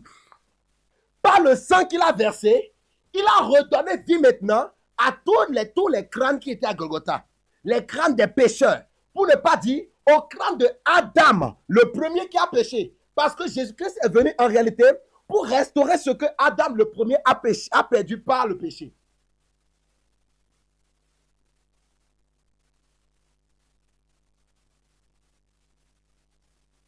Donc la même chose qui s'est passée dans la vallée des ossements desséchés avec Ézéchiel, la même chose se passe à Golgotha. Et c'est pour cela que vous allez constater encore que après que Jésus-Christ soit crucifié et qu'il soit mort, la Bible nous a dit qu'il y a plusieurs résurrections qui se sont produites. Matthieu 27, verset 50 à 52. Jésus poussa de nouveau un grand cri et rendit l'esprit. Et voici, le voile du temple se déchira en deux, depuis le haut jusqu'en bas. La terre trembla et les rochers se fendirent. Les sépulcres s'ouvrirent et plusieurs corps des saints qui étaient morts ressuscitaient. Il y a une résurrection qui s'est produite parce que la mort de Jésus a donné la vie aux têtes des hommes qui étaient livrés entre les mains du diable. Mais il a fallu d'abord qu'il vienne écraser la tête du serpent à la croix et que son talon soit blessé. C'est pourquoi c'était normal que Jésus-Christ ressuscite. C'est très normal. Il ne pouvait pas ne pas ressusciter. Parce que lui, sa tête n'a pas été écrasée. La mort intervient lorsque ta tête a été écrasée. Mais à la croix, c'est Jésus-Christ qui a écrasé la tête du diable. Tout ce que lui a subi, c'est une blessure au niveau du talon. Et avant que je ne vienne ce soir, je parlais avec un frère, un homme de Dieu, et il me disait, tout homme peut vivre lorsqu'il est blessé au pied, mais aucun ne peut vivre quand il est blessé de la tête. C'est-à-dire, lorsque ta tête est écrasée, tu ne peux pas vivre. Mais si c'est juste une blessure que tu as au pied, tu peux vivre. C'est pourquoi Jésus a seulement été blessé. C'est pourquoi il a été blessé parce qu'il est venu donner sa vie pour que le diable soit écrasé et que les têtes, parce que les têtes des hommes qui étaient prises en otage par le diable ne pouvaient être libérées ou restaurées ou rachetées tant que la tête du diable ne tombe. C'est pourquoi, si Jésus s'occupait seulement à combattre la postérité du serpent, nous demeurerons esclaves. Aussi longtemps que la tête du serpent n'est pas tombée, nous demeurerons esclaves.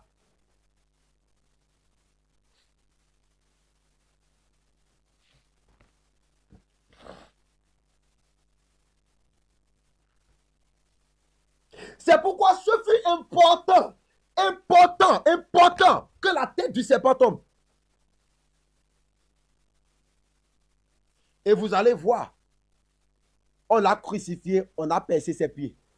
Ce qui représente aussi la blessure du talon qu'il devrait avoir.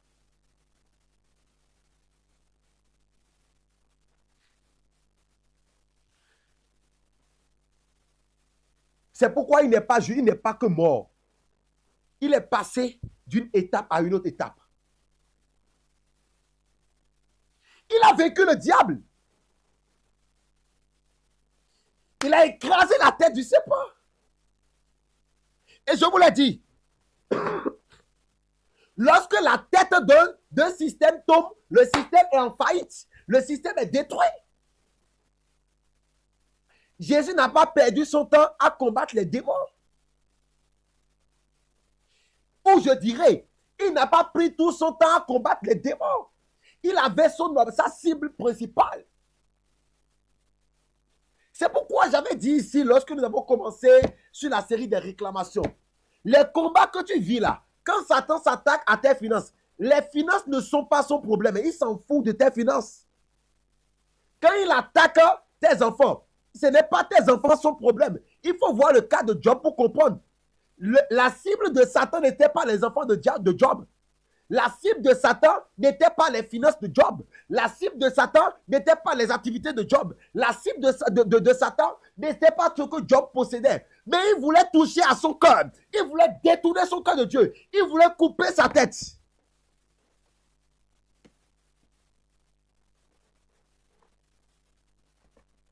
La cible, c'est la tête. Lorsque quelqu'un a accès à ta tête, lorsque quelqu'un arrive à prendre en otage ta tête, la personne en a fini avec toi. Mais ce soir, j'ai une très bonne nouvelle pour toi. J'ai une très bonne nouvelle pour toi. C'est que dans les combats que tu vis, quelle que soit la personne ou l'entité qui représente la tête, rassure-toi, sa tête est déjà coupée.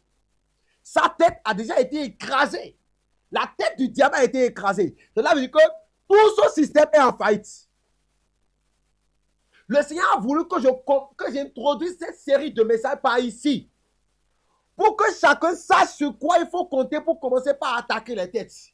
Parce que si la tête du système n'était pas encore tombée, impossible.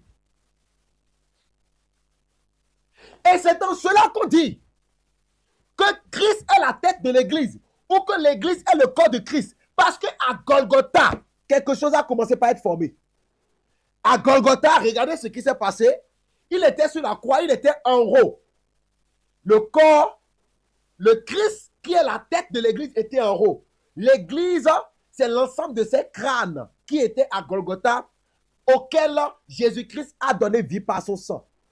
Et il a ressuscité. Il nous a rachetés. Et les Écritures disent qu'il nous a transportés du royaume des ténèbres jusqu'à son admirable lumière. Et il dit, comme je l'avais dit dans Jean 12, 32, quand je serai élevé de la terre, j'attirerai tous les hommes à moi. J'attirerai tous les hommes pour former mon corps. Parce que je suis la tête. Ce n'est pas par abus de langage qu'on dit que Jésus-Christ est la tête de l'église. Ou par abus de langage qu'on dit que l'église est le corps du Christ. C'est parce qu'il a payé le prix. Il a fait ce qu'il faut. Et même lorsque nous allons dans le livre de Éphésiens 4, il a encore dit clairement. Je vais lire ce passage rapidement. Éphésiens 4. C'est à partir du verset 8. C'est pourquoi il est dit, étant monté en haut, il a amené des captifs et il a fait des dons aux hommes. Et que signifie il est monté? Sinon, qu'il est aussi descendu dans les régions inférieures de la terre. Et c'est dans les régions inférieures de la terre qu'il a attiré tous les hommes avec lui en montant.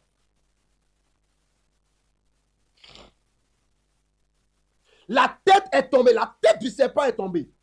La tête du diable est tombée. Il est vaincu. C'est pourquoi j'ai cette foi qu'en te basant sur l'œuvre de la croix, sur la puissance que Christ a déployée à la croix, aucune des têtes de tous les systèmes qui te combattent ne peut tenir.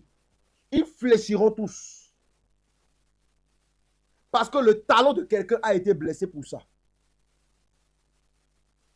Quelqu'un a accepté librement être blessé du talon pour ça.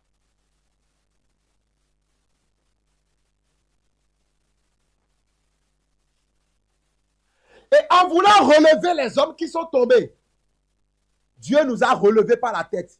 C'est pourquoi ils appellent ce lieu, lieu du crâne. Parce qu'on ne peut pas vouloir relever quelqu'un qui est tombé et le soulever par les pieds. Est-ce que toi, ton enfant n'est jamais tombé et tu veux le prendre, tu l'as pris par les pieds? Dis-moi, qui l'a fait une fois ici? Ton enfant est tombé, il est couché, tu veux le mettre debout et tu le prends par les pieds. Ce n'est pas possible. On le prend par le haut. Dieu, en voulant relever les têtes, les hommes qui sont tombés, il les a pris par la tête. Il a sauvé nos têtes. Il a sauvé nos têtes. C'est pourquoi, lorsque on parle des armures de combat, on parle du casque du salut. Parce que le salut est lié à quoi? À la tête. Il faut garder ton cœur, mais il faut protéger ta tête. On parle du casque du salut. Parce que le salut est lié à la tête. Donc quand Satan a assez à ta tête, il faut savoir que ton salut est en danger.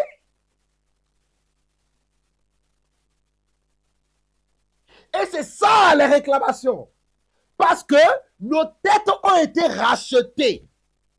Parce que nos têtes ont été rachetées, qu'est-ce que le diable fait? Il vient maintenant nous réclamer. Il vient réclamer ta tête. Je dis, lorsque il vient réclamer ta tête, le salut est lié à la tête. C'est pourquoi je disais au début, celui qui a assez à ta tête, il a assez à toute ta vie.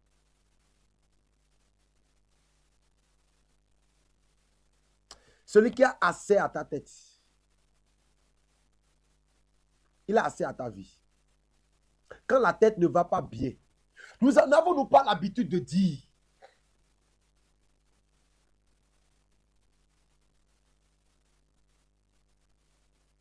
que quand la tête va mal, tout le corps va mal? Vous savez pourquoi? Les portes du séjour des morts ne pourront plus prévaloir, ne peuvent jamais prévaloir contre l'Église, parce que la tête de l'Église est en bonne et due forme. C'est Christ lui-même la tête. Rien ne peut ébranler Christ. Alors si Christ ne peut être ébranlé, le corps de Christ ne peut être ébranlé.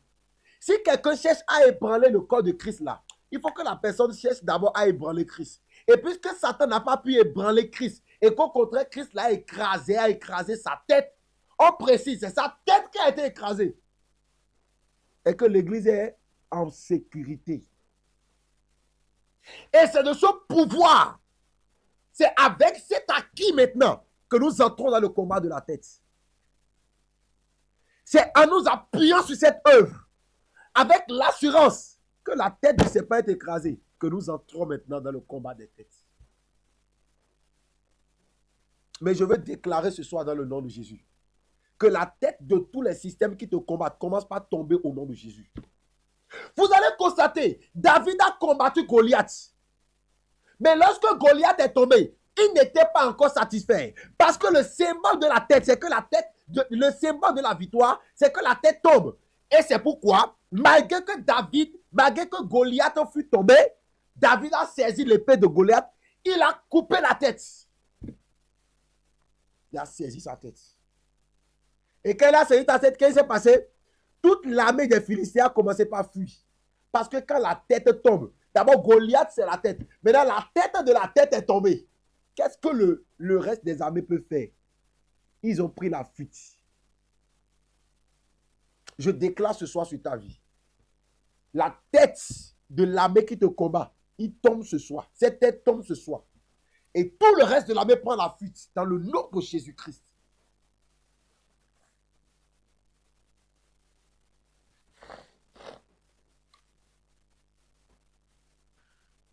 Est-ce que quelqu'un est en train de comprendre?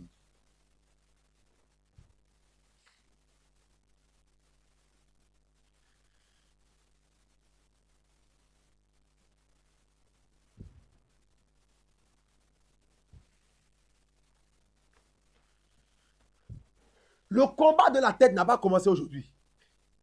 Et il est réel. Prenez le casque du salut. Parce que l'ennemi s'attaque à la tête. Il s'attaque à la tête. Et Dieu m'a dit que le combat de la tête se trouve à deux niveaux. Il y a le combat qui vient de l'intérieur et le combat qui vient de l'extérieur. Nous en parlerons les prochaines fois. Il y a un combat contre la tête qui vient de l'intérieur.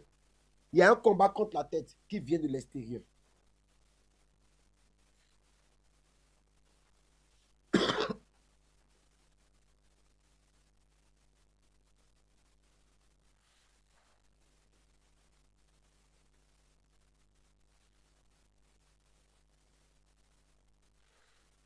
Jésus a racheté nos têtes, nous a donné le salut. Dit, lorsque je serai élevé de la terre, j'attirerai tous les hommes à moi. J'attirerai tous les hommes à moi. J'attirerai tous les hommes à moi. Et c'est en cela qu'on nous dit qu'il nous a fait asseoir dans les lieux célestes en Jésus. Parce qu'il nous a attirés et il nous a placés en lui. Jésus a sauvé nos têtes. Il a sauvé nos têtes. Parce que nos têtes étaient comme dans des plateaux devant le diable dans son royaume. À cause du péché. Et il nous a sauvés. Bien aimé, à partir d'aujourd'hui, tu ne devras plus juste combattre. Tu combattras la tête de ceux qui te combattent. Tu combattras la tête de ceux qui te combattent. Il y a toujours une tête à un système. Écoutez, écoutez, écoutez. C'est un désordre. C'est un désordre dans un milieu quand il n'y a pas de tête. S'il n'y a pas de tête, tout est désordonné. Vous voyez un peu les fous. Quel langage on a l'habitude d'utiliser? On dit que celui-là, il a perdu la tête. Tous ceux qui déraisonnent, tous ceux qui ont perdu la raison, on dit quoi souvent? Ils ont perdu la tête. Cela veut dire que un groupe où il n'y a pas la tête, c'est un groupe perdu. Et c'est ça.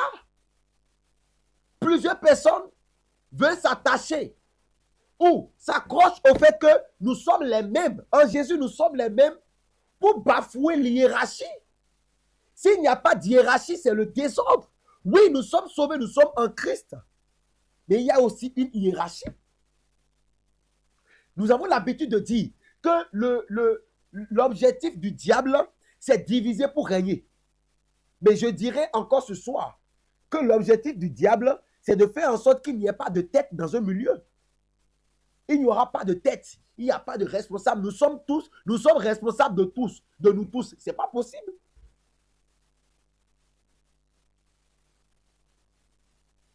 Nous avons toujours quelqu'un au-dessus de nous qui nous coiffe.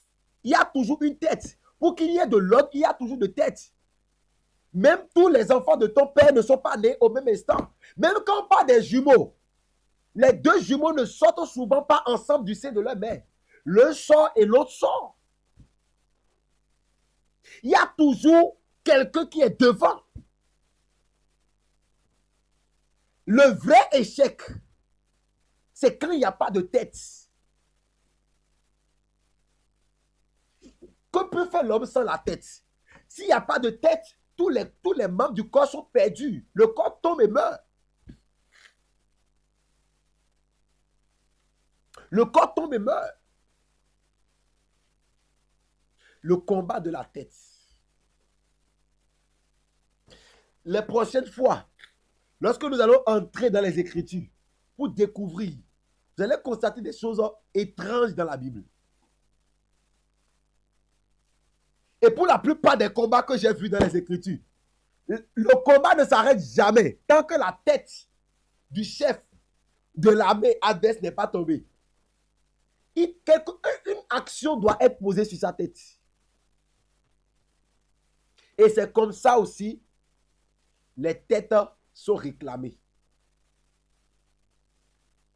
Tous les jours. Dans les familles, sur les hôtels, les têtes sont réclamées. Les têtes sont réclamées. Les têtes sont réclamées.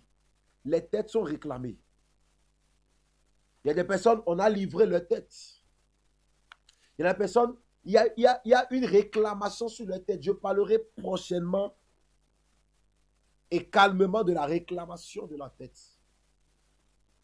Parce que même dans les Écritures, il y a un exemple palpable d'un homme dont la tête a été réclamée depuis longtemps et il n'a pas pu échapper. Mais le Seigneur voudrait ce soir que profondément nous puissions comprendre la valeur de l'œuvre qu'il a accomplie. Jésus a juste été blessé. Il n'a pas été tué. C'est pourquoi il a été ressuscité. Mais le diable, sa tête a été écrasée. C'est pourquoi, pas l'œuvre de la croix, nous avons l'habitude de dire que Jésus-Christ a vaincu Satan et ses démons. Mais celui qui l'a vaincu, c'est d'abord Satan. Clairement, c'est Satan. Et parce que Satan est tombé, parce que le système, la tête du système a été écrasée, le reste ne peut plus tenir. Tu mènes un combat dans ta vie. Un combat que tu mènes depuis longtemps. Et tu as l'impression que tu n'as pas encore eu accès à la victoire dans ce combat. Le Seigneur me dit de te dire ce soir, cherche dans la prière, avant de continuer le combat, cherche à connaître c'est qui la tête ou c'est quoi la tête qui régit ce combat, qui gère le commandement de ce combat. C'est cette entité-là. C'est vers cette personne, cet esprit que tu dois te tourner. Parce que certainement jusqu'ici, tu as mené un mauvais combat. Parce que ton combat est dirigé seulement vers les armées. Et tu as oublié le chef de l'armée. Tu as oublié que tant que le chef de l'armée sera debout, il continuera toujours de former une armée. Tant que le chef de l'armée sera debout, il continuera toujours de susciter une nouvelle armée. Mais quand il tombera, le combat cessera.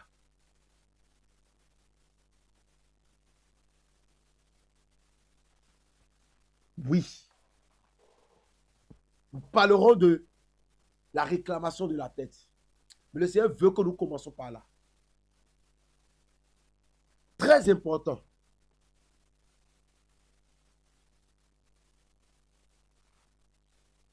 Jésus-Christ a accompli une œuvre terrible.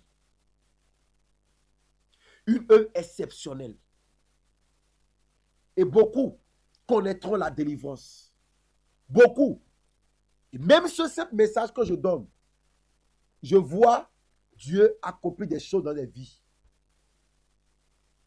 Parce que devant la puissance de la croix,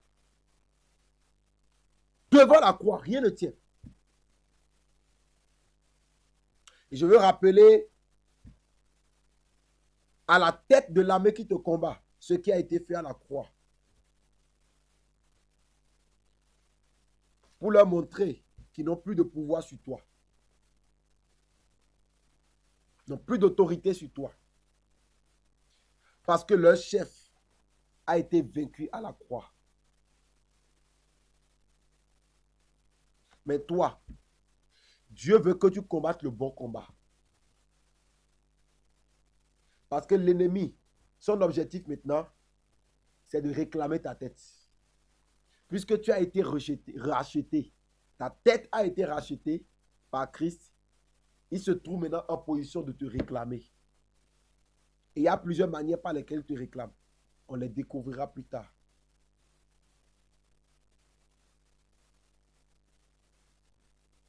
De la même manière que la tête de Satan a été écrasée à Golgotha, la tête de l'armée qui s'élève contre toi aussi est écrasée ce soir. La tête est écrasée ce soir. La tête tombe et tu sens la liberté. Jésus dit que nul ne peut entrer dans la maison d'un homme fort et le piller sans l'avoir autrefois lié. Il n'a pas dit sans avoir lié les serviteurs de cet homme fort. Non, mais sans avoir lié l'homme fort. Parce que quand la tête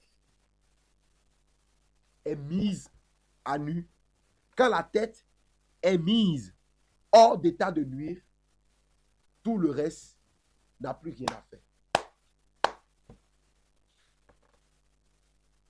Lorsque la tête d'une entreprise est prise en otage, tout le reste se soumet. Je déclare que Dieu te révèle la tête du combat que tu vis actuellement dans ton foyer. Je veux te rassurer que le combat que tu mènes contre les hommes, c'est le mauvais combat. C'est le combat contre la postérité et non le chef.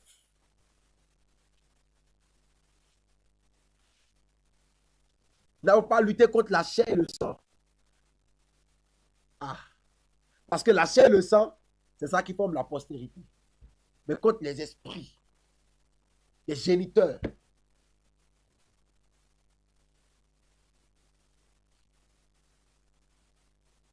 mais contre la tête.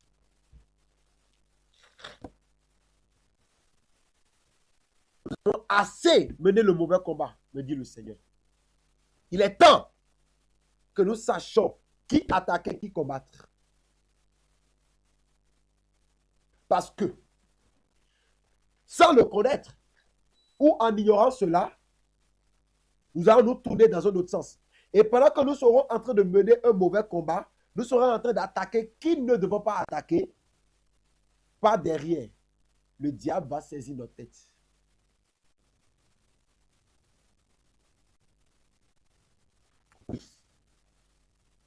Mais je déclare que ta tête ne sera pas ressaisie par le diable au nom de Jésus. Au contraire, c'est toi qui écraseras les têtes. Et rendez-vous compte, personne ne peut écraser la tête de l'autre s'il n'est pas élevé. Si je ne suis pas au-dessus de quelqu'un, je ne peux pas écraser sa tête. Si je suis en bas, je ne peux pas écraser la tête de quelqu'un. Si je suis sur le même point, la même surface que quelqu'un, je ne peux pas marcher sur sa tête. Pour que l'on puisse écraser la tête de quelqu'un, il faut que l'on soit élevé au-dessus de la tête de la personne. C'est pourquoi, lorsque Jésus-Christ a été élevé, il a attiré tous les hommes avec lui pour les élever aussi. Et c'est alors qu'il dira, je vous ai donné le pouvoir de marcher sur les serpents, sur les scorpions et sur toute la puissance de l'ennemi. Si tu ne peux pas marcher sur lui, tu ne peux pas écraser sa tête. Donc, le pouvoir, la capacité d'écraser la tête de ceux qui te combattent, du système qui combat ta vie, de l'armée qui combat tes enfants, qui combat ton foyer, qui combat tes activités, c'est de t'assurer de ta position. Et c'est pourquoi ce message vient comme un message de repositionnement, d'ouverture sur ta position. Tu n'es plus en bas. Tu n'es plus sur la même ligne que le diable, mais tu es en haut. Et c'est parce que tu es en haut que tu peux marcher sur lui, que tu peux l'écraser. Satan pensait qu'en crucifiant Jésus, il était en train de lui faire du mal. Non. Et c'est l'une des raisons pour lesquelles Jésus devra mourir par crucifixion. Il faut qu'il soit élevé pour marcher, écraser la tête.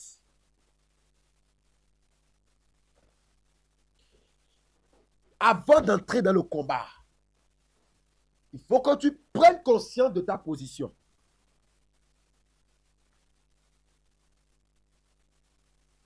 De où tu es. De ta position. Il faut être en haut pour pouvoir écraser la tête. Mais si tu ne te vois pas en haut et que tu te vois en bas, sur la tête de qui tu veux marcher. Mais parce que tu es en Christ. Parce que tu fais partie des personnes qui ont été rachetées. Tu es en bonne position pour marcher sur les têtes. Alléluia. Prends conscience de cela. Parce que cela sera très utile à partir de ce soir, dans cette nouvelle série. Ta position, ta place, en haut, dans les lieux célestes, en Jésus. Restauré à la position perdue par Adam. La tête qui était perdue a été restaurée. Elle a été restaurée. Elle a été restaurée par Jésus-Christ. Sa postérité t'écrasera la tête et toi, tu lui blesseras le talon. Sa postérité t'écrasera la tête, mais toi, tu lui blesseras le talon.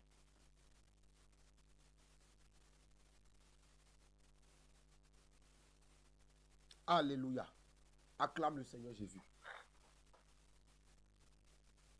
Acclame le Seigneur Jésus. Acclame le Seigneur Jésus et bénis le Seigneur pour cette œuvre qu'il a menée, qu'il a accomplie pour toi. L'œuvre qu'il a accomplie en écrasant la tête du serpent. Élève ta voix et rends grâce à Dieu. Bénis le Seigneur Jésus. Élève ta voix et commence par prier. Commence par rendre grâce à Dieu. Commence par bénir le Seigneur pour cette œuvre merveilleuse qu'il a accomplie. Prie, prie, prie, prie et rends grâce à Dieu.